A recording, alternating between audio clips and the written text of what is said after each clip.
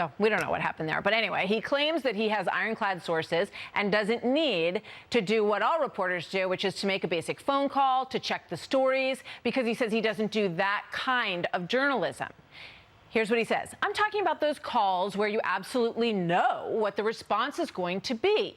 They put you in the position in which you are potentially having to negotiate what you know.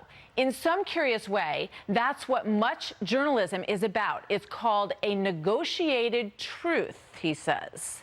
Now, I know that his negotiated truth is actually just a lie in at least one case for sure, because it involves a historic interview in which I was directly involved. The New York Times asked Wolf, here's their question, you also write in the book that Fox News provided questions ahead of time for its interview with Brett Kavanaugh during his Supreme Court nomination fight. Did you ask Fox for comment? Wolf, no, but again, it's a difference between an institutional reporter and a non-institutional reporter. I don't have to ask the silly questions. New York Times, are they silly if it's a matter of fact in the book?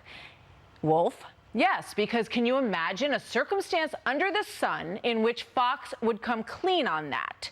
New York Times. But Siege went through a fact-checking period. Wolf, of course. And that did not include reaching out? Wolf, I actually don't believe, if you know the answer, it is necessary to go through the motions of getting an answer that you're absolutely certain of. Really? Well, that is just great. Michael Wolff, you may not care to know the facts, but I do. So here they are.